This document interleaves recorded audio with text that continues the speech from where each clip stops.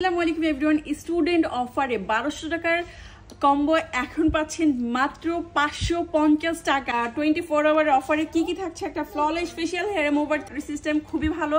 Battery join করে তারপর মেশিনটা স্টার্ট করতে হবে। সেকেন্ড হচ্ছে একটা থাকবে লেমনের ফেস ওয়াশ, খুবই ভালো এবং সুগন্ধ ভরপুর। এটা SPF যুক্ত সান প্রোটেকশন ফাউন্ডেশন। এই হচ্ছে ফাউন্ডেশনের সোয়াশটা।